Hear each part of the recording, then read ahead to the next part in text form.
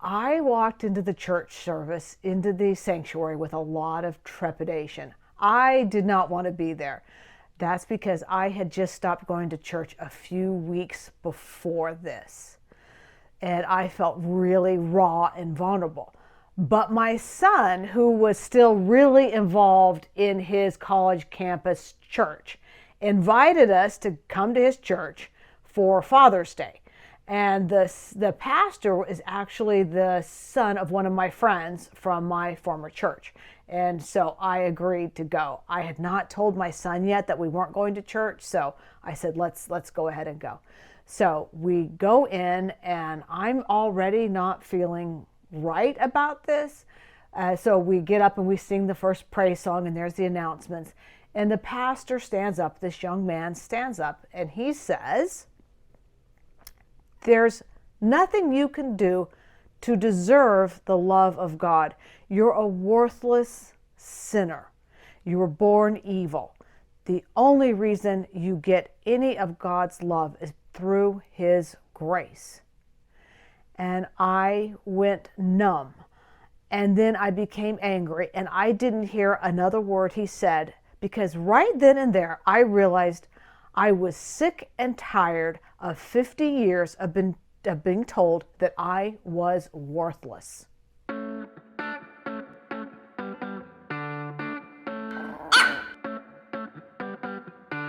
Hi, if you don't know me, I'm Laurentia. I was a Christian for 50 years, first as a fundamentalist and then as a more liberal Christian. And if you want to know how I got out, I will link that above. That's not the thrust of today's video.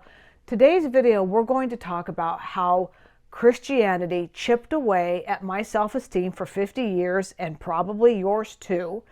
And it doesn't matter what form of Christian you are. It didn't matter really if I was in the fundamentalist church or when it became a Methodist, because the foundation of Christianity, the toxic foundation of it, is what chips away at your self-esteem. So you could be Catholic, you could be Mormon, you could be Jehovah's Witness, you could be Baptist. It doesn't matter, because the foundation of Christianity is that you're born a worthless, evil sinner, and that Jesus Christ had to come and sacrifice Himself for you. That's the only way you deserve anything. You're undeserving. You're worthless. That's the foundation of all Christianity. Without that foundation, it's not Christian. It's not a Christian religion anymore. So even the most liberal of churches, that's the foundation. And the church that I went to at the end, this college campus one, was very liberal, very LGBT accepting, just a very liberal college campus. And yet this is what this young pastor was teaching. And he didn't mean it with malice. He didn't mean it that way. I'd known this young man since he was a child. He was a lovely person. And yet this was the hatred, the toxicity spewing out of his mouth. And that's just the foundation of Christianity. Many denominations go even further. You are worthless without God. And the indoctrination starts in the very beginning. This starts when you are going to Sunday school. When you're 5 and 6 years old and you go to your first little kindergarten Sunday school class, they start teaching you about the Old Testament stories, Adam and Eve, Noah's Ark. What's the common denomination? How evil the people were, especially Eve, right? We learn about Eve. And as a female, you feel kind of a deep shame about that. Like, oh, Eve was such a dummy. She was listening to the snake or Satan. She was listening to that, and then she convinced Adam to do it. You just feel a deep sense of shame for even being a female. I love how that story is told. Eve did it first, right? Eve did it first, so, she's bad. So I just remember as a little girl you just feel even more worthless than the boys. Of course, that's by design that you're taught that, especially in a fundamentalist church, that you're just worthless. So here I am as a little girl being told that Eve was a complete fuck up, and so by extension, so are you. But don't worry. There's a way out. We have a solution. You just need to invite Jesus into your black, dirty little heart to make it white as snow. Once you do that, it's like it never even happened. You're forgiven. You can now go to heaven, and now you're deserving of God's love. Except for one caveat. What's the caveat? You can't backslide. What's backsliding? I don't know if I didn't hear that in the Methodist church very much, and my husband, who grew up Catholic, he didn't really hear about it. But especially in fundamentalist Baptist churches, you'll hear about backsliding. What is that? Well, it's basically just doing stuff that normal humans like to do. It's just having fun, basically. But once you're backslidden, now God can't hear your prayers because you're living in sin. It's not that you're not saved anymore. I guess you're still saved. It depends on the church. Now, I grew up once saved, always saved. So once you ask Jesus into your heart, you really can't undo that. No matter how bad you said, but you're backslidden. And once you're backslidden, God isn't hearing your prayers. So now you're in his wrath, and he can chastise you and punish you even to death. Backsliding, you're just doing things that normal humans like to do. Depending on the church, in my little church that I grew up in, that would include having a drink, smoking, dancing, watching R-rated movies, maybe cursing, some TV shows, and of course any little hanky-panky.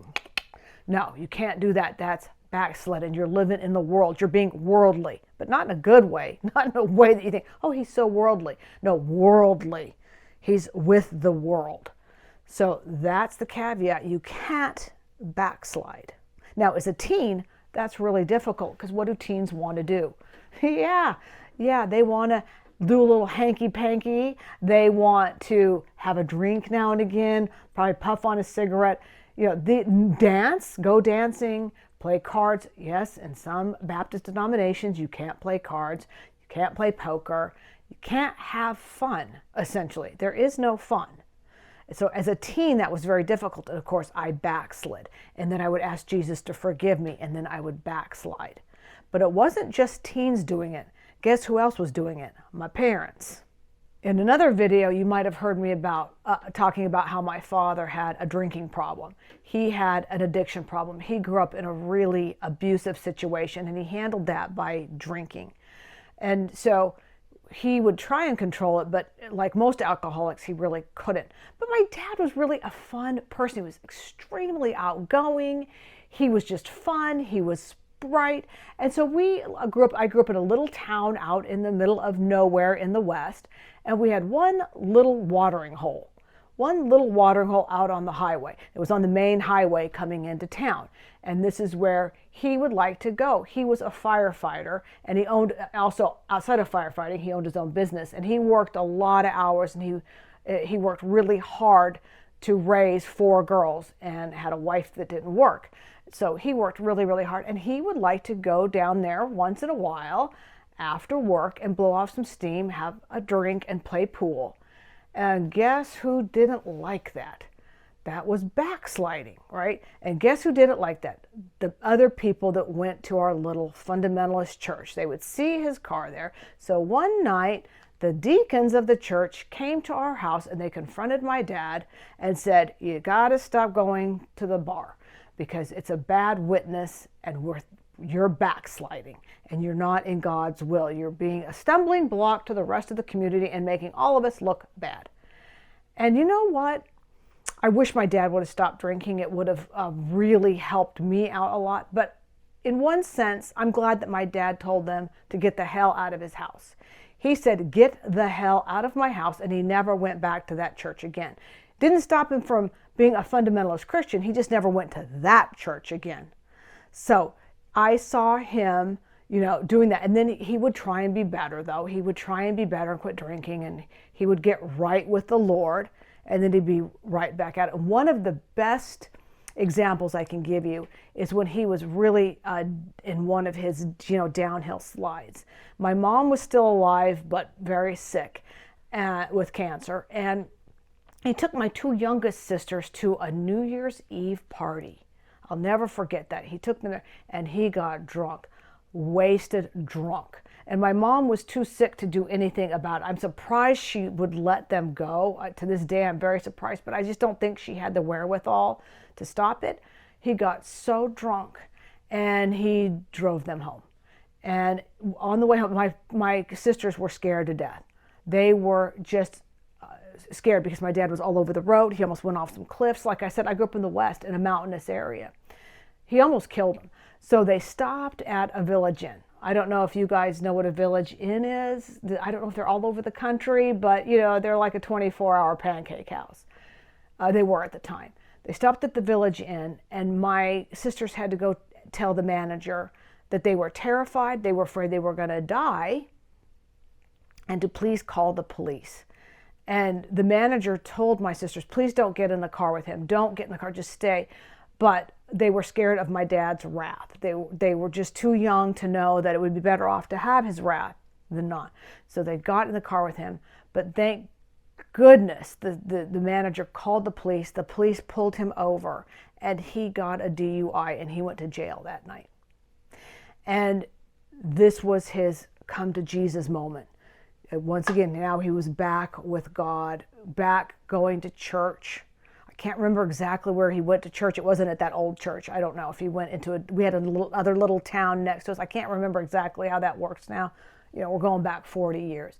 But he was right back with God, and he's in with God again. And then, of course, how long do you think that lasted?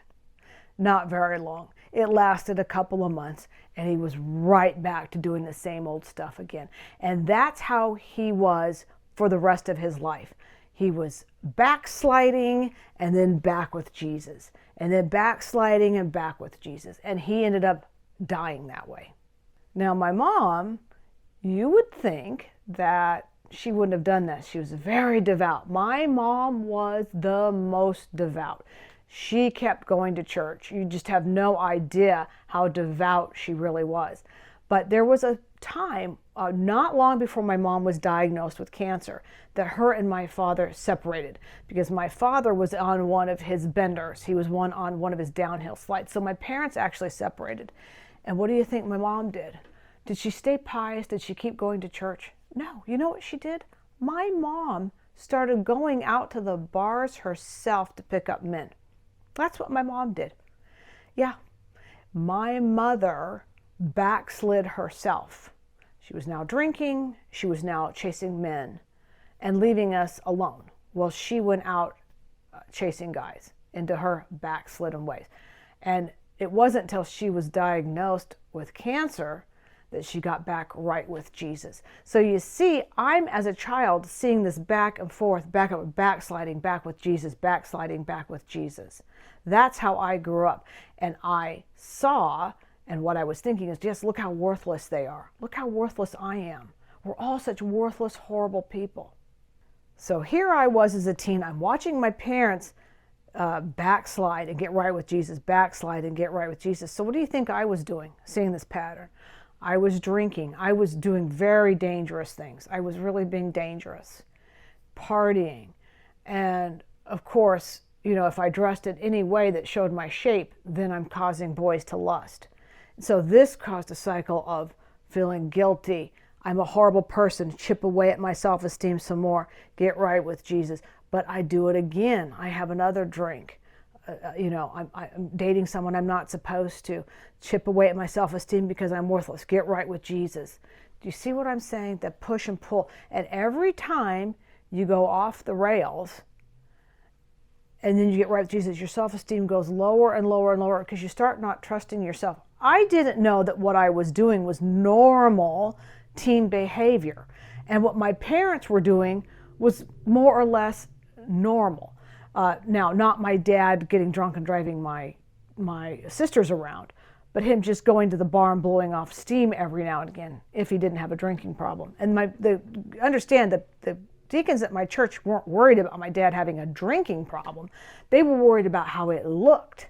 See, that's the difference. They were worried about how it looked. And my mom getting divorced and going out and having a drink and having dates in and of itself is no problem, but she thought it was, and I thought it was. And so you can't help but feel worthless for normal human emotions. And I believed that for decades, to where by the time I got out of church, I don't think I had any self-esteem left. No self-esteem. Because no matter how good I tried to be, it was never good enough. It was never good enough. And I know some of you Christians will say, well, that's because you didn't have Jesus as your Savior. Yes, I did have Jesus as my Savior, because it's not real. It's not a real thing. It didn't keep me from wanting to do the fun things that you're not supposed to do and backsliding. That could be my basic personality. It could be because I saw my parents doing that. I don't know. And I can say that my husband, who grew up Catholic, said the same thing. They have a little bit different system. You have to confess to the priest, and then say your Hail Marys or whatever they do, and then, you feel fine. But you can't tell me that being Catholic doesn't the same thing, chip away, chip away, chip away. Any Christian church is going to do that. So, the young pastor that I talked about in the beginning, was he an evil guy? No. He truly believed this. He truly believed this junk. And so did I. So this is just the toxic foundation of Christianity. So that's it for now. I will link a list of books that helped me. They're affiliate links. If you buy them, I'll make a few pennies, but you can pick them up at the thrift stores or anywhere you want to. I get asked several times, like, what helped you? So I have a list of books that helped me build up my self-esteem and get my life back on track. And thank you to my members. Thank you for my subs. Give this a like, and I'll see you next time.